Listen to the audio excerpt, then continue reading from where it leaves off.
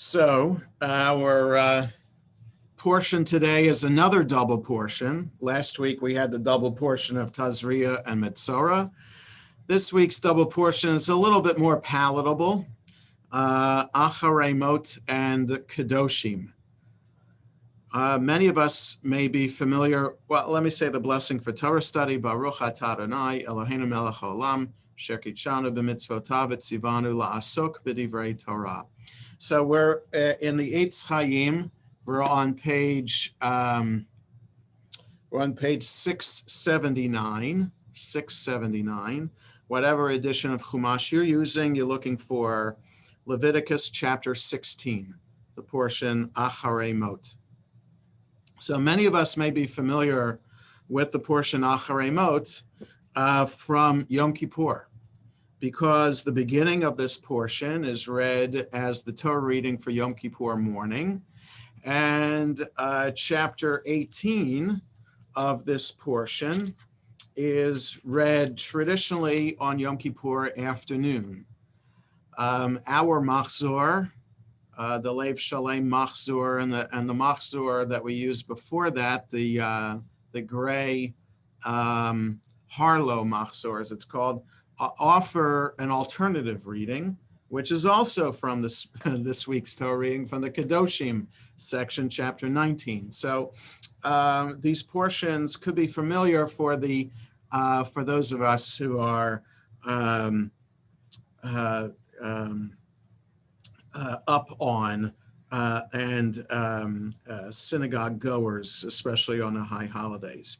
So I want to begin by reading the first section of Acharei, and we'll get into a little bit of the commentary here, and we'll see. Acharei means after the death, and we'll see why it's called that. So again, we're on page we're on page 679, and again the portion Acharei, Leviticus chapter 16. Vayidaber Adonai el Moshe Acharei Shnei b'nei Aharon v'karvatam lifnei Adonai vayamutu. God spoke to Moses after the death of Aaron's two sons, when they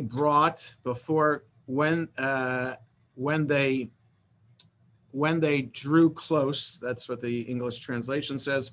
When they drew close before God and they died. Okay, so in other words, the narrator is bringing us back to the events of 3 portions ago. So we had the portion Shmini, in which the death of the 2 sons of Aaron is described, and then there's a description of the kosher laws, and then we have the Tazria Metzora, the laws about our bodies, purification related to our bodies, and now the Torah is bringing us back by putting us back in that time frame. And what's coming after this has nothing to do with the death of Aaron's sons. It's just putting this in a context, a time frame context for us. So, Vayomer Adonai el Moshe, God said to Moses, Daber el Aharon achicha, speak to Aaron your brother, Va'al yavo bechol eit el hakodesh, that he shouldn't come at will or any time to the holy, el hakodesh, to the holy. It says here to the shrine. Why it's translated as a shrine, I'm not sure. It just says El HaKodesh, to the holy. Mi beit la parochet, could be behind the curtain. So we shouldn't approach at any time the holy behind the curtain. El Pnei HaKaporet, in front of the cover. Asher al Ha'aron, that which is on the ark. V'lo yamut, so that he shouldn't die. Ki be'anan era'eh al hakaporet, because it is in a cloud that I will be seen over the cover. Okay, so here God is giving a warning to Moses, to Aaron. Your sons died getting too close to God. I don't want Aaron to die getting too close to God. So here are the ground rules, making sure that maybe, Aaron shouldn't be acting spontaneously to enter the Holy of Holies. There's a certain time to do this. So when is the time? Verse 3, Bezot yavo Aharon el HaKodesh. This is how Aaron can approach the holy. Bethar ben Bakar, with a bull of the herd, lechata'at va'ayil olah, as a sin offering, and a ram for a burnt offering. Ketonet bad kodesh yilbash, he should wear a sacred linen tunic. Umichne vad, with linen pants, yihiyu al besaro, on his flesh. Uve'avneit bad yachgor, and he should have a belt, a linen belt. Uvemitznefet bad yitznof, and should have a linen turban. Bigdei kodesh heim, those are holy garments. Verachatz b'mayim et besaro ulavesham, and he should wash with water. He should wash his flesh with water and then wear them. Ume'et adat b'nei Yisrael yikach shnei seirei izim le'chatat, and from the congregation of the people of Israel, he should take 2 goats, or it says here 2 he-goats, le'chatat, for sin offering, v'ayil echad le'olah, and a ram, 1 ram for a burnt offering. So all of this happens on Yom Kippur, but we don't know that it is Yom Kippur here, right? This is the Yom Kippur Torah reading, but we're not told. It's only later that the rabbis understand that this is related to what takes place on Yom Kippur, as what the atonement. These are all atonement sacrifices, as the verses continue, verses 6 through 10. Let me just read 6 through 10, then we'll get to the commentary. I just want to say, yes, Rita. The garments, the description of the garments are the ones that, like the tachlichim. Exactly. Yes, the shrouds that the corpse is dressed in by the Chevra Kadisha, that takes care of the corpse and preparing it for burial. Yes, they're all linen garments. That's exactly right. And yes, it is absolutely related to this. But still, we're not told, it doesn't say here, speak to Aaron on Yom Kippur, or speak to Aaron to do this on Yom Kippur. It says speak to Aaron to do this if you want to go to the Holy of Holies. And it's only later commentaries that say, well, you go into the Holy of Holies on Yom Kippur, so therefore this must be talking about Yom Kippur. I just want us to understand that there's no mention of Yom Kippur yet, that this is the ritual specifically saying that this is what happens on Yom Kippur.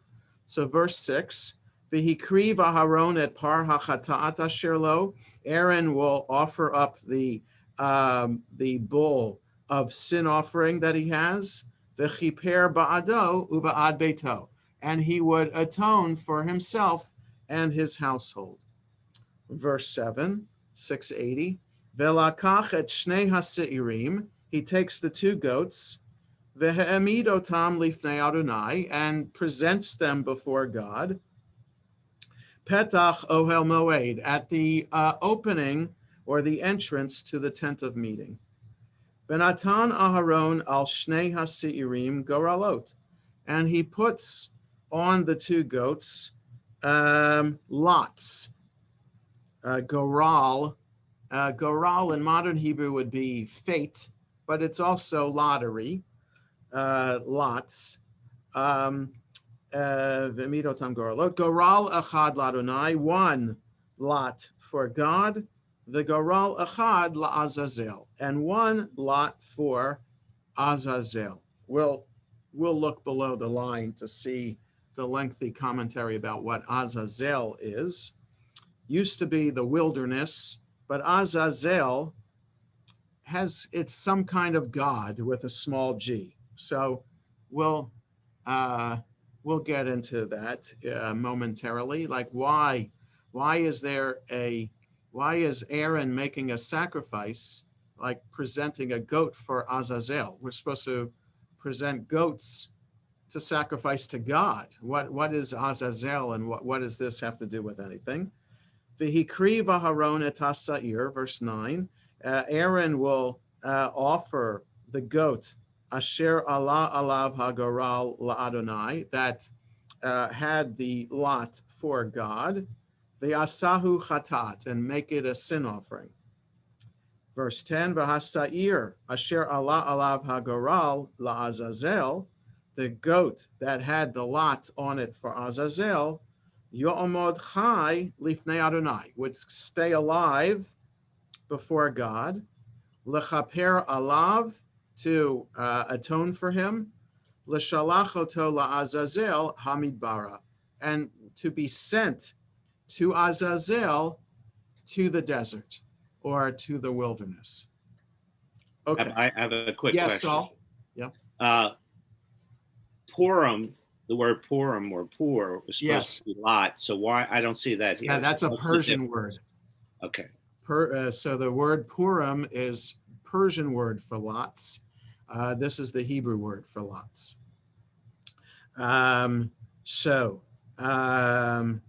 Okay. So we'll stop there. And now, so there a couple. The main question is, what is this Azazel? And also, how do we know that this is Yom Kippur? So below the line on page 679, this is one of the parshiot, one of the Torah portions, whose name and opening words set the tone for all that follows. After the death of the two sons of Aaron, we are drawn to confront our own mortality and to reflect on the direction of our lives. For the text proceeds by describing the Yom Kippur rituals of cleansing, self-scrutiny, and self-renewal.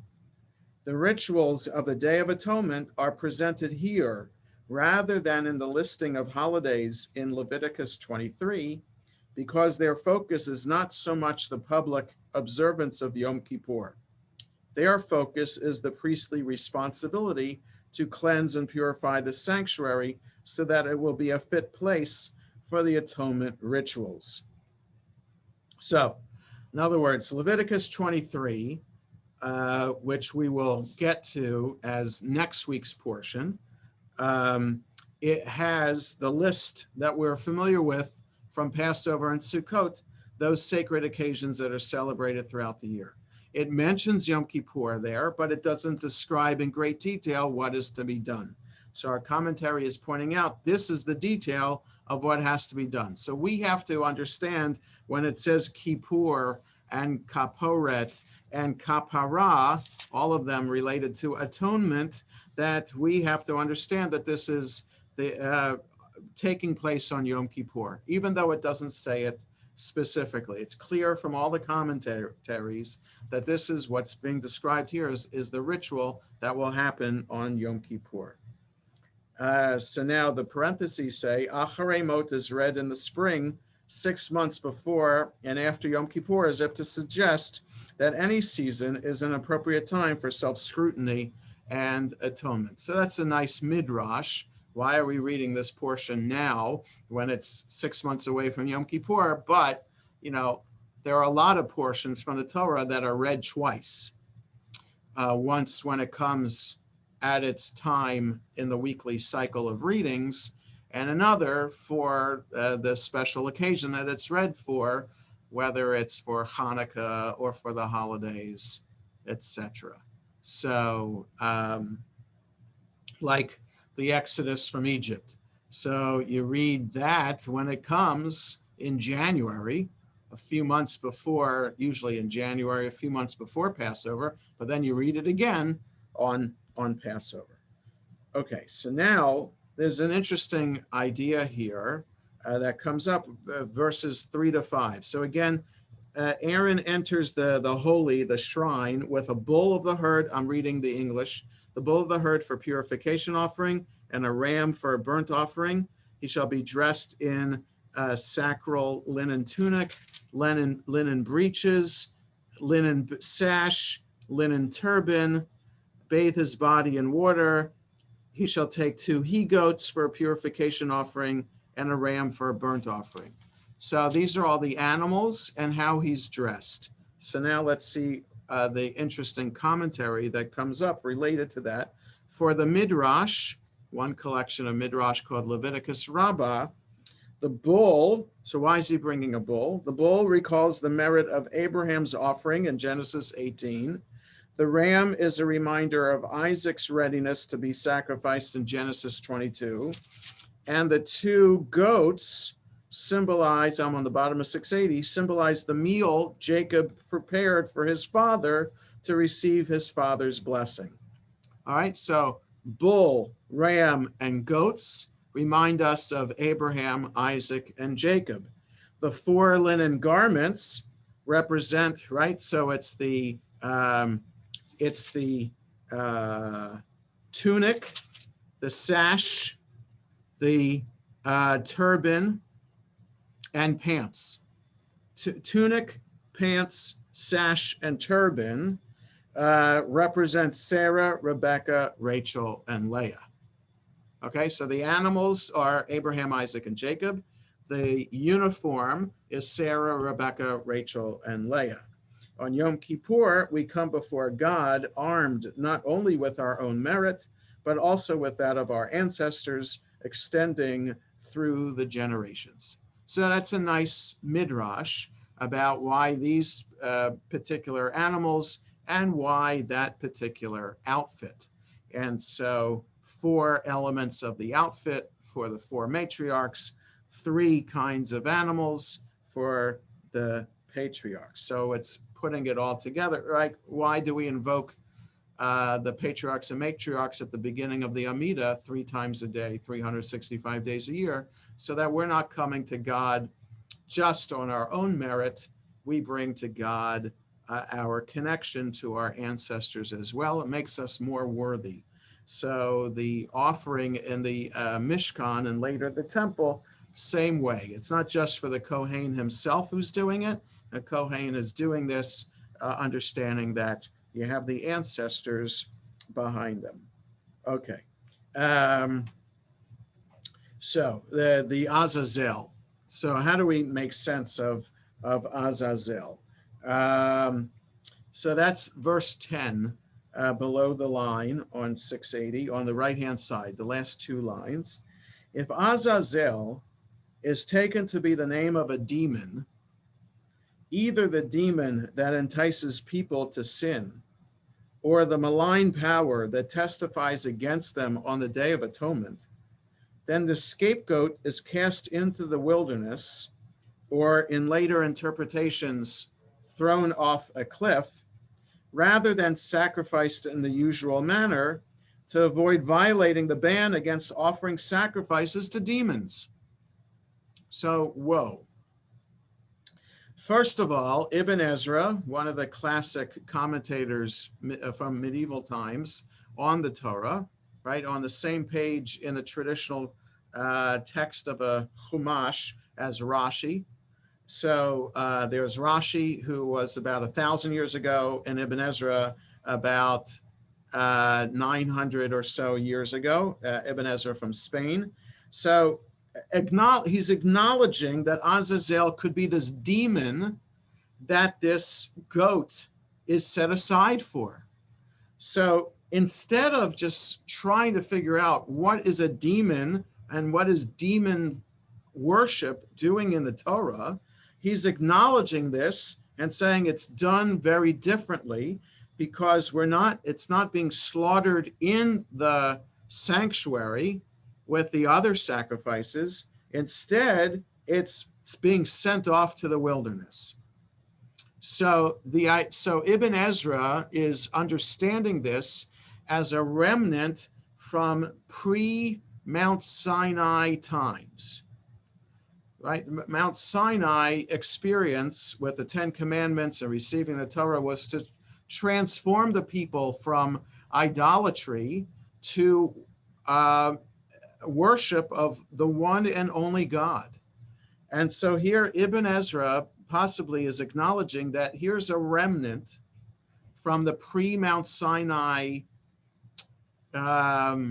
ritual history of the people and keeping it here. And we're keeping it in tradition on the holiest day of the year, on Yom Kippur, by sending it off to the wilderness. Now, later interpretations is thrown off a cliff. Yeah, the Mishnah describes how the goat was led out of Jerusalem to the wilderness. It's described in a little bit in the Torah itself that has a red thread tied around its horns.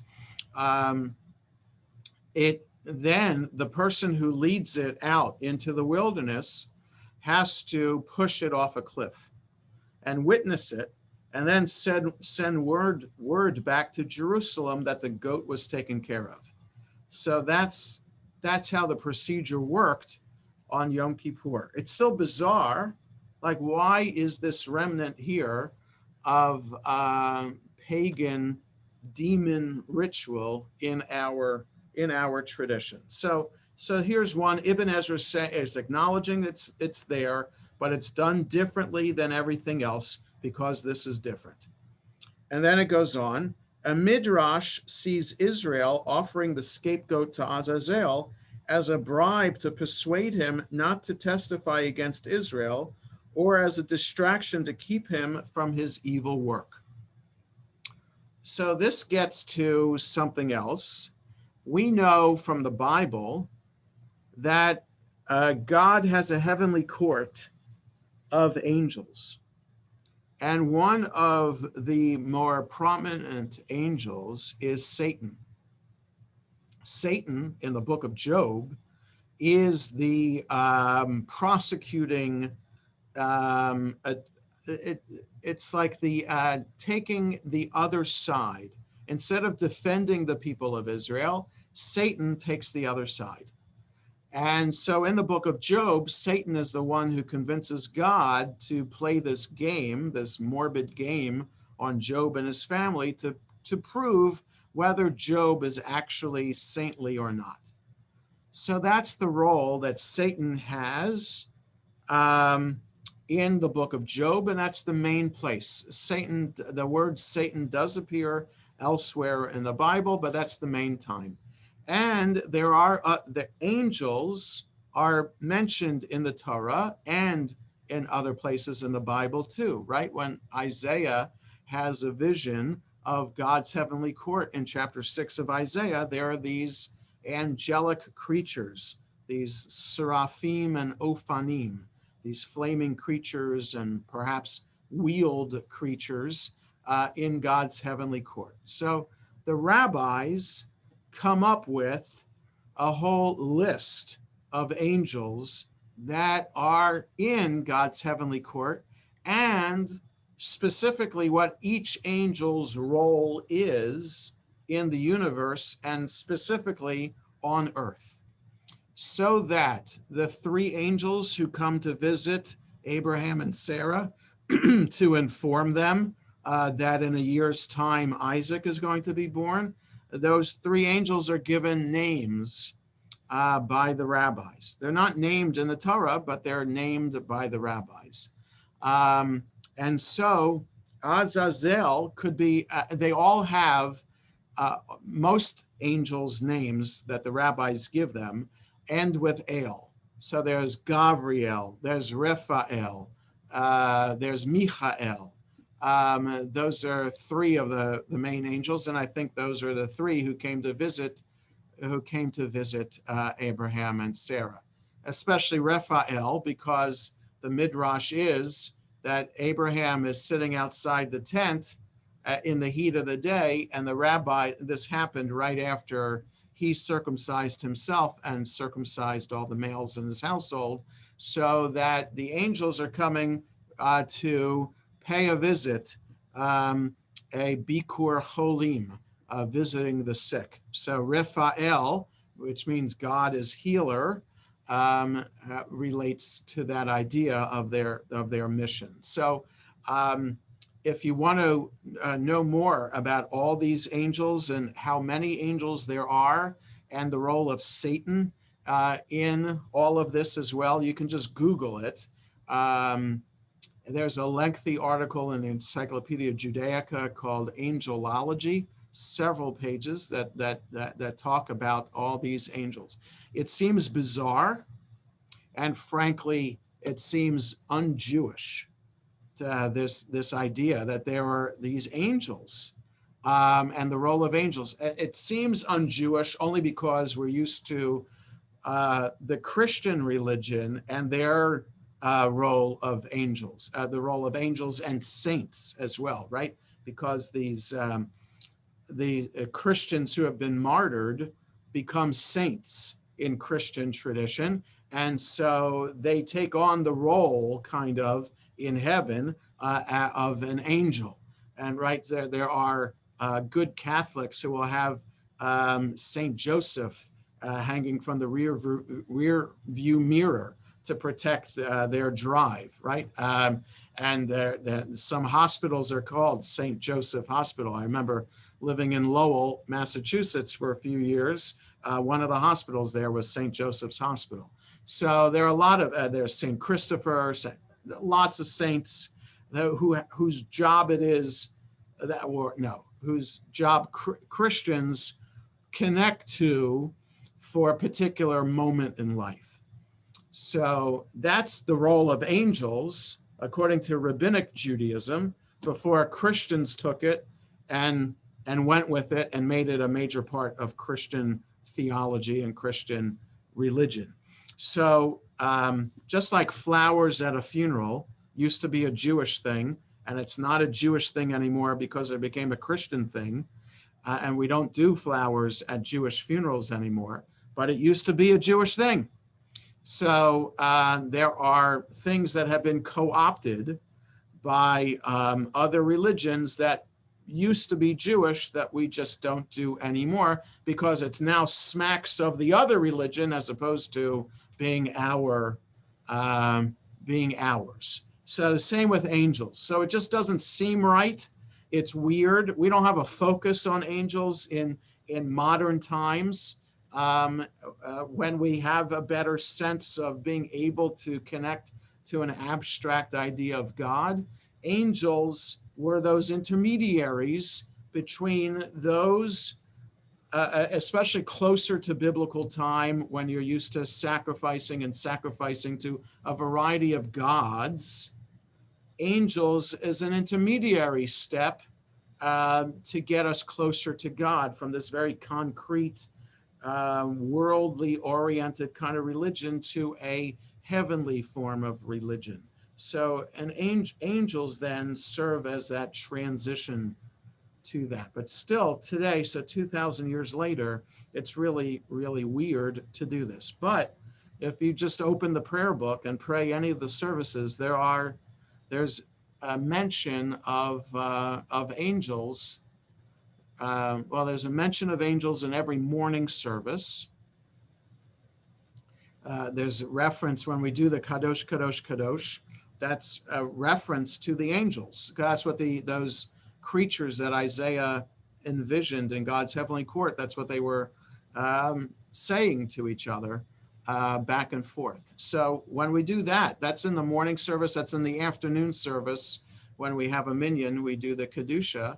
And then the evening service, there might be reference to, when the Hashkivenu, the prayer that we recite asking for protection from evil forces out there.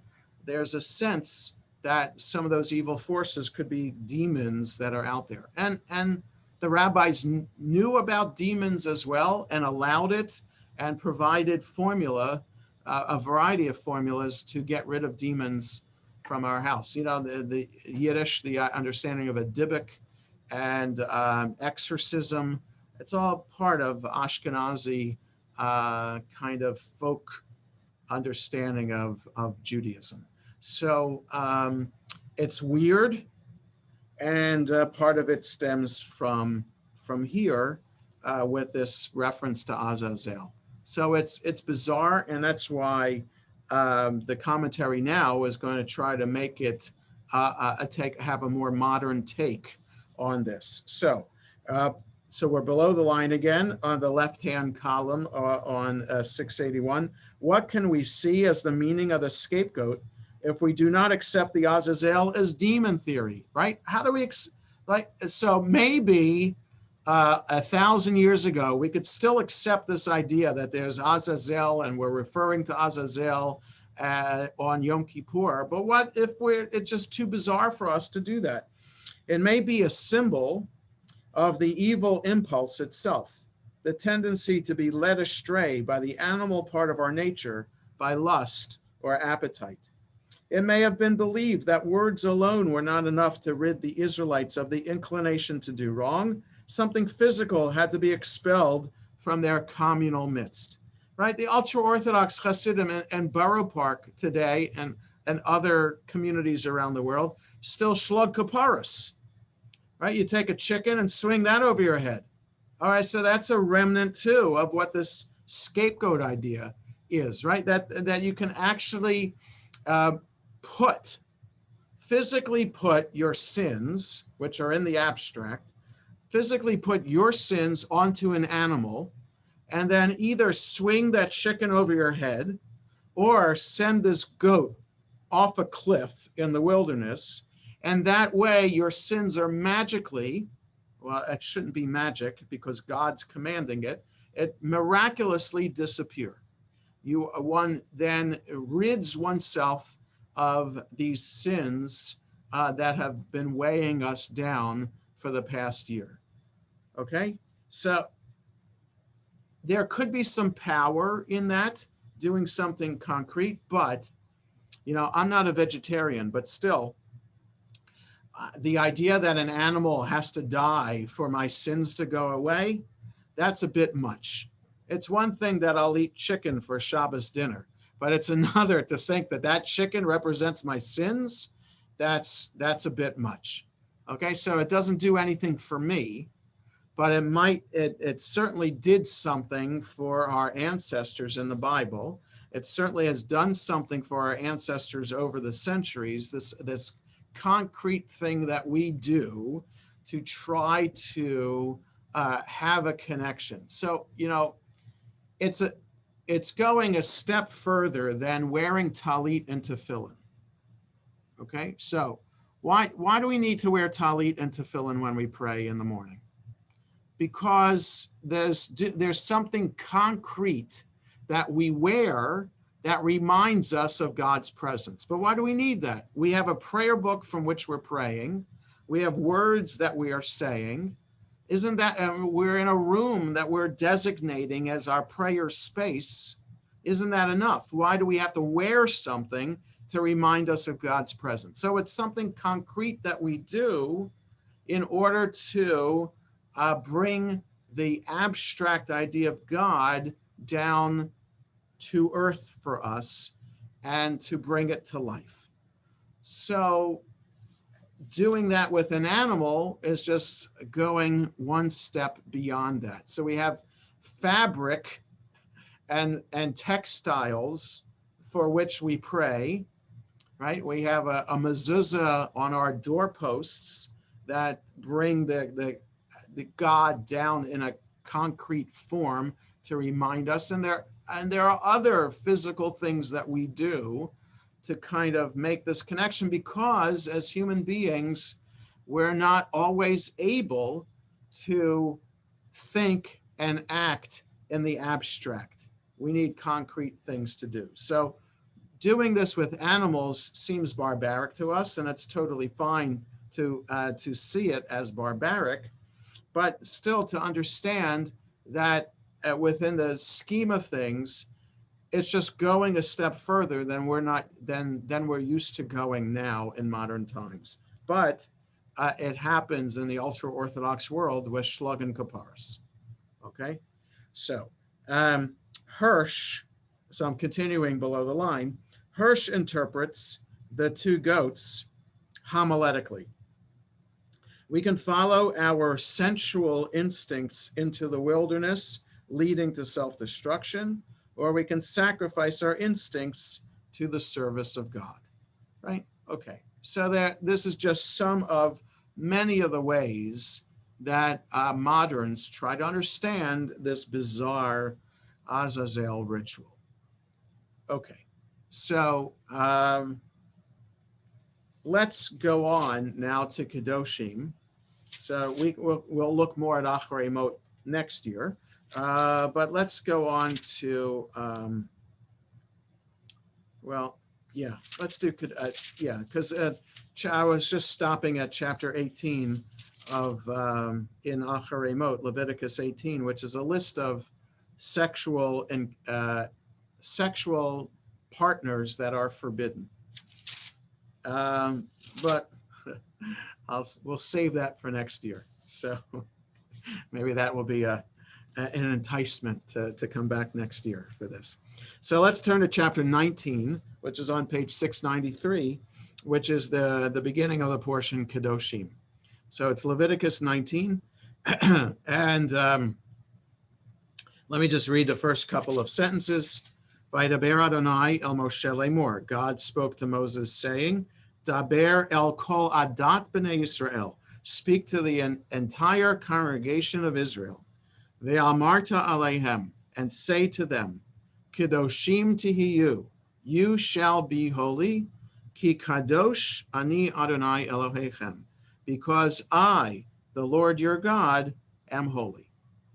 Okay, so which leads to below the line, the extensive commentary, what it means to be holy, right? So theologians, Jewish philosophers, etc., try to explain what this concept of holiness is. So let's see what it says below the line here.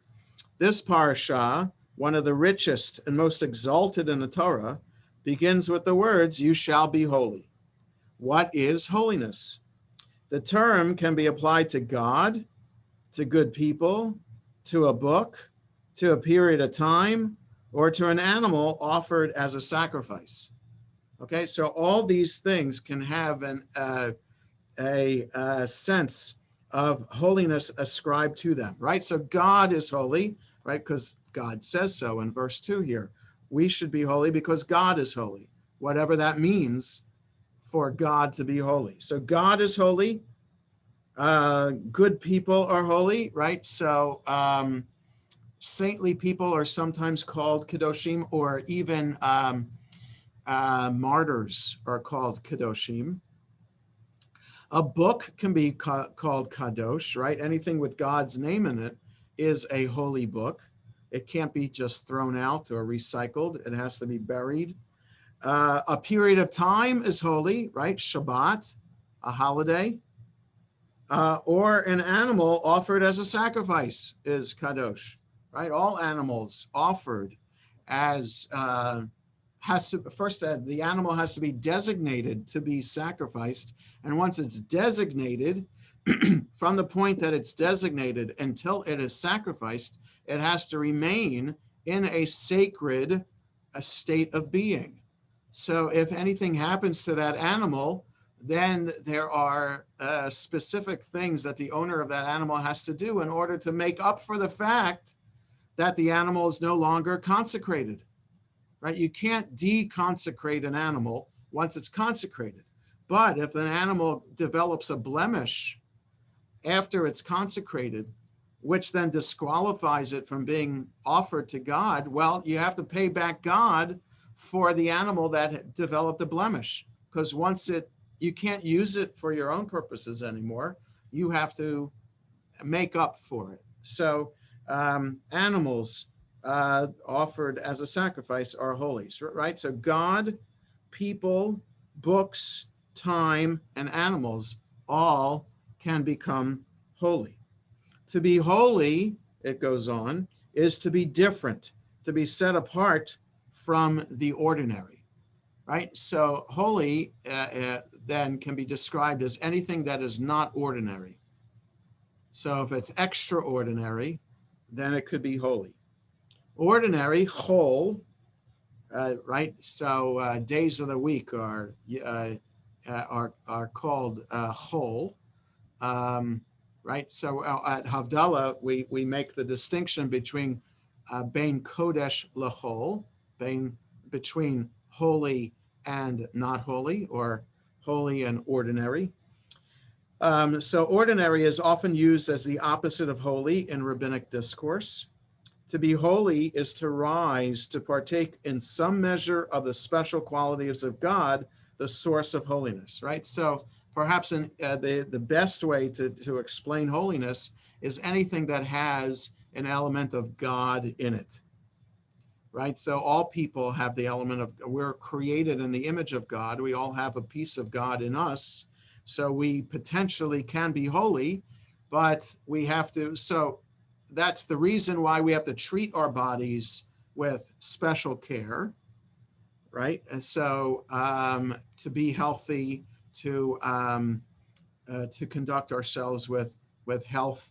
The chapter 18, which describes the sexual encounters that are forbidden, all part of ensuring that our bodies are holy, right? We don't want to engage in something that would make us not holy.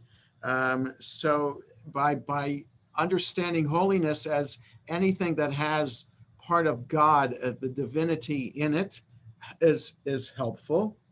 And then it goes on, holiness is the highest level of human behavior. Human beings at their most God-like, right? So sometimes we need to wear talis and tefillin in order to help inspire us to be God-like. And the other behavior that we do is supposed to inspire us to be holy, right? So when we act in a moral and ethical way, it's not just because it's the right thing to do. It's not just because how society is supposed to be run, right? So secular philosophers would say, from Aristotle on down, that there's a particular way that society has to be run in order for it to be considered a moral and ethical society. It has nothing to do with God in it. But religious people would just say, we act in a moral and ethical way in order to, not just because it's the right thing to do and the good thing to do, but it's the way to be holy in order to achieve a sense of what God wants us to do, to feel commanded by God when we do these things, and therefore feel God's presence in our life. So it elevates what normal people should be doing to a higher level of behavior, right? So that when we act justly, it's not because it's the right thing to do, but it's also because we want to try to experience God in our lives. Okay, so doing that elevates ethical moral behavior into holy behavior. Hirsch, the commentary continues, defines holiness as occurring when a morally free human being has complete dominion over one's own energies and inclinations and the temptations associated with them, and places them at the service of God's will. Okay, so Hirsch just said it more eloquently 150 years ago, quoted here, than I just did. Okay, for Buber, Martin Buber, 20th century theologian, philosopher, for Buber, holiness is found not in rising above the level of one's neighbors, but in relationships, in human beings recognizing the latent divinity of other people, even as God recognizes the latent divinity in each of us, right? So Buber's classic phrase is an I-thou relationship. You're saying the holiness, and it's translated as thou in like this old English way to say that the other person that you're in relationship with, you're elevating them to this higher status by just saying thou instead of you, right? It's a more, some languages have a familiar way and a formal way to be addressing the other person. Hebrew doesn't really have that, but English doesn't have that unless you incorporate Old English. So that's the idea of the translator of Buber, to say that the relationship we have with another human being should be an I-thou relationship, to reflect just as I am holy, the other person is holy too. God can make things holy, the commentary continues, as in the case of Shabbat. As human beings, we can be godlike by exercising our power to sanctify moments and objects in our lives, right? So there are things that already are designated as godlike and sacred because God commanded them to be. And then there are things that we can designate and treat in that way as well. Yes, Gabe, you can unmute yourself. Yeah. Can you talk a little bit more about Buber and the I and thou relationship? That's something that's always confused me. I've never really understood that. I'm sorry, I can't. I would, as much as I said just now is about as much as I can say about it. I don't have a book by Buber on my shelf. I readily admit that I'm not a philosopher, okay? And so Buber, Heschel, Rosenzweig, these Jewish theologians, philosophers from the last century, all important people in understanding Judaism in a modern way. Maimonides' Guide to the Perplexed. These are things that are important texts, and I know the bare bones about them, but I can't tell you more about it, and I just can't, and I'm sorry. You can Google Martin Buber and see the Wikipedia article about him, which would also have then references for further reading. So I would imagine that the Wikipedia article on Buber would be a good introduction to it, if you can trust people who write articles on Wikipedia. Or if you go to My Jewish Learning, that's a great website, by the way, for all aspects of Judaism. My Jewish Learning, one word, no spaces between them, myjewishlearning.com. And go to that website and put in Martin Buber. I'm sure there'll be a few articles there explaining his teachings. So an important theologian, Mordechai Kaplan, another one as well. So, for me, so I'm not apologizing, I'm not defending myself, I'm just explaining that my area of passion in Jewish text is with, passion about Jewish study is about Jewish text. So I get into studying Torah and Talmud and rabbinic literature. There are others who get into studying mysticism. I can't tell you the first thing about mysticism. And there are those who get into talking about philosophy. So, again, I'm sorry I can't explain more about Martin Buber, but there are places to go to learn about him. Okay. So now the commentary goes on to continue this discussion about holiness. Time can be sanctified when it's used to draw closer to God, right? So Shabbat is a day that is sanctified as long as it's used for spiritual purposes. Objects can become holy when they help people rise toward God. The Torah is holy not only because it comes from God, because it leads to God, right? So in other words, for a modern person, a thing is holy not just because an outside source made it holy, like God making it holy. Shabbat can only be holy if we partner with God in making the day holy, right? So in other words, Shabbat is a day off in the state of Israel, but only 10 to 20% of the Israeli population at most goes to shul on Shabbat. And going to shul on Shabbat is the human way in partnering with God to ensure that Shabbat is a holy day. But for those rest of the people of Israel who are just having a day off, going to the beach or whatever, now they may claim that is spiritual rejuvenation for them, and that's their Shabbat, but it's a Shabbat in a different way, right? It's not in the classic traditional way.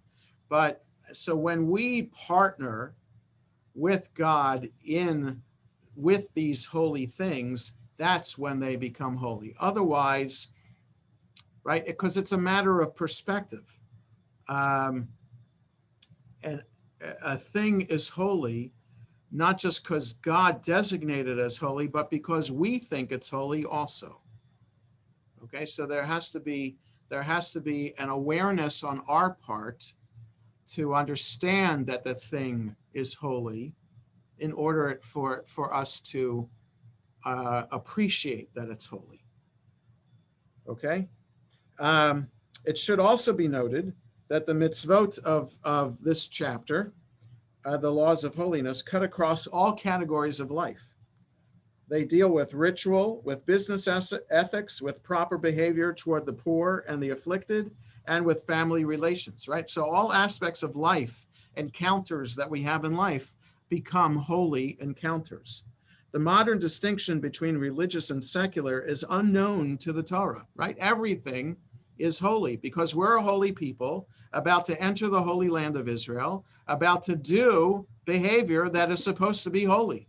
So everything we do 24 hours a day, 7 days a week is supposed to be holy according to the Torah. There's no time off there's no unholy time and there's no unholy behavior that we're allowed to engage in. Everything we do has the potential of being holy. Buber wrote that Judaism does not divide life into the holy and the profane, but into the holy and the not yet holy. Similarly, Finkelstein writes, Judaism is a way of life that endeavors to transform virtually every human action into a means of communion with God. Right? So that's the way I understand the performance of the commandments. Fulfilling this, doing the 613 commandments, performing these rituals, I always see and have explained them as opportunities for us to encounter God. So when we write a check for a charitable organization, that doesn't seem like necessarily a holy act, but it should be. If we give intention to it, right, we're understanding that what this charity is, what it represents, what kind of work it does. By writing this check, am agreeing with the work of that charity, and I want to contribute to that charity and help it do the work that it is doing. Then by having that intention while writing the check, that then becomes, and then if you can also add, well, God is commanding me to write this check because I see this as my holy, sacred task to help other people, to help the poor and disadvantaged in society. So I'm going to do my best to do that. And this is the way I can do it. So, I can't physically go to the border right now and help those who are trying to gain access into America, but I could write a check to an organization that helps that. Like last year or 2 years ago, right there, we had a drive of collecting toiletries and things for some organization in Arizona that was giving out those supplies to these migrants who are stuck in these deportation centers. So that's just one example. So that's of many charitable things that we do. Now it's interesting, there's no bracha that we recite when we do something charitable. And that is interesting, that there is no bracha to recite when we write a check for charity, or when we literally help a poor person, or do something like that, that is charitable in nature. And that's a whole other class to try to talk about why the rabbis didn't have a bracha for that. But yes, Sylvia, ask your question. I'm sorry, it just struck me while you were just talking about writing a check when you were describing throwing the animals over the cliff. Yeah. I thought to myself, oh my God, wouldn't it be easier just to write a check in charity, so that Right. one does not have to go through something so disgusting? Right. So yes, so that's what modern people do. In fact, instead of shlugging kaparas, Right. there are some people who actually take some coins, put them in a pouch, and swing that over the head, and then donate that money to charity. So I've never done that, but I've seen that. I've understood that. I've read about that as an option, so that would be done on the day of Kol Nidre. That would be the day to shlug kaparas, or to swing this pouch of money over her head. So I've never done that.